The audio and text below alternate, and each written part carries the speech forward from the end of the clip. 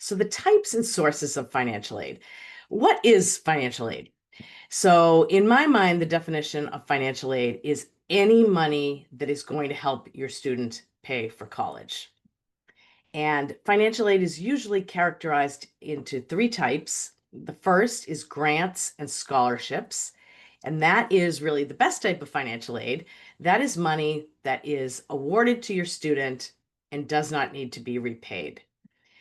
Sometimes grants and scholarships have specific definitions, but actually they're pretty interchangeable. And grants and scholarships are both great types of aid.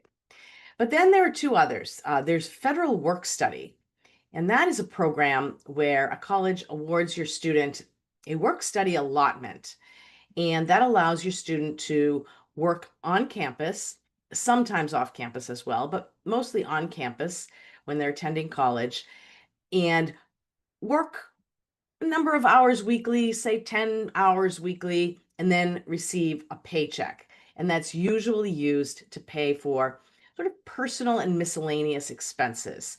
Maybe that means shampoo, that means bus fare, that means late night pizza, those kinds of things. So that is another type of financial aid that helps students with those college expenses, just maybe not the billed expenses.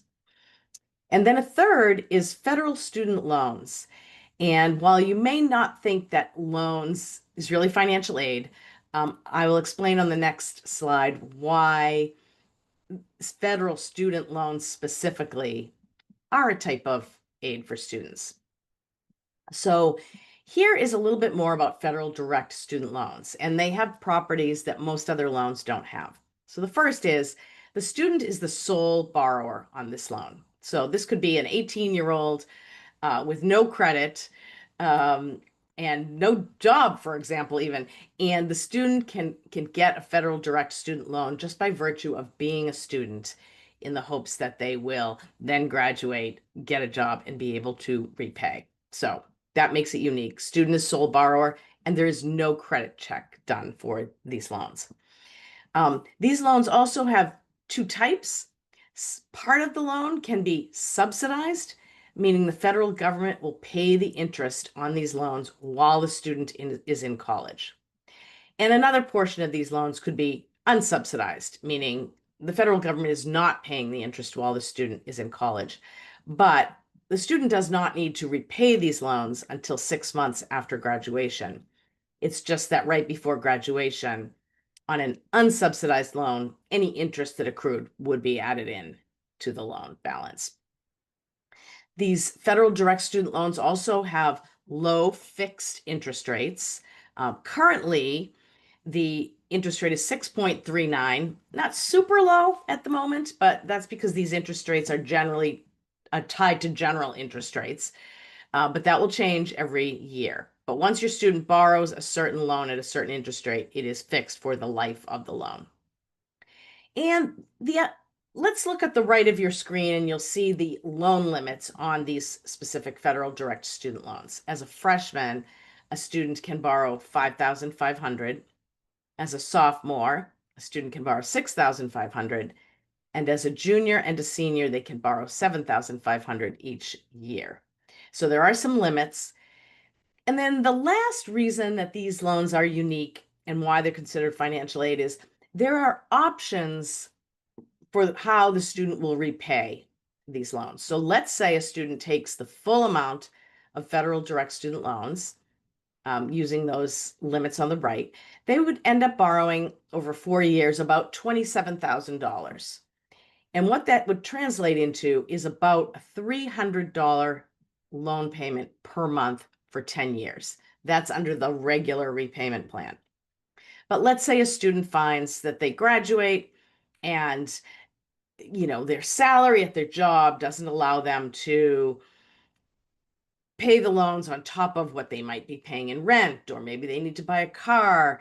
And so if they find they can't make that regular payment, they have a choice of other types of repayments. And one type is called income-based repayment, meaning that their actual monthly payment is tied to their monthly income.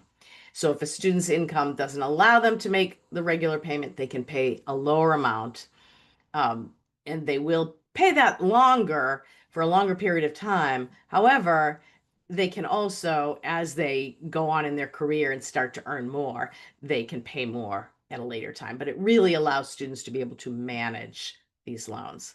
And lastly, there are also deferment, forbearance, and forgiveness options under these loans.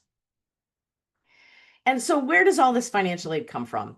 Really, it comes from three main sources: the federal government, Massachusetts state has financial aid, and the colleges and universities themselves have their own money to award to students. And so, those three sources are what you are applying for when you apply for financial aid. And we're going to talk about how to do that. And you're applying for federal, state, and college and university aid. The one process that is separate is in the lower right quadrant, other agencies outside private financial aid applications, scholarship applications. And that would be like maybe the Lions Club in your town, maybe a parent employer, or it could be a large national scholarship like the Coca-Cola Foundation. So there are ways that students can look for these outside scholarships, and this is a little bit of a separate process.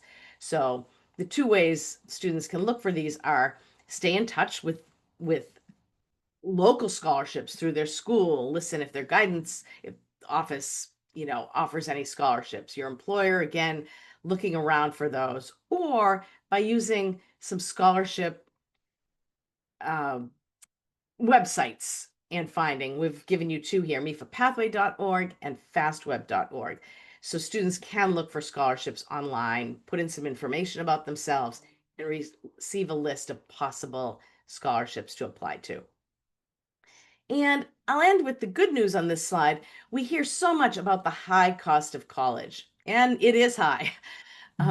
But there is a lot of financial aid that is awarded to students each year. So you can see the $190 billion figure is the amount of aid that went to undergraduate students in the 23-24 academic year. So let's talk about how and why students receive this financial aid.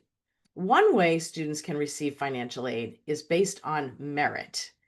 And merit aid is awarded in recognition of a student's achievements, mostly academic, but could be athletic or artistic.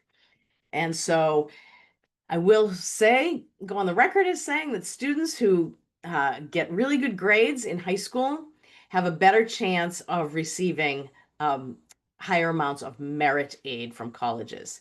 Each year, colleges want to bring in a class of strong students, and they want students to fill all kinds of parts of their campus, right? They want the athletes, they want the scientists, they want the English majors. And so to do that, they use merit aid for the strongest students. And it doesn't mean it has to be the strongest student, the valedictorian.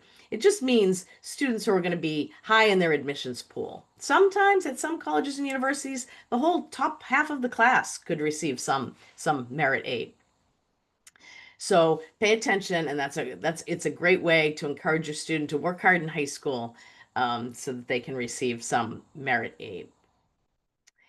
And then the other way financial aid is awarded is need-based.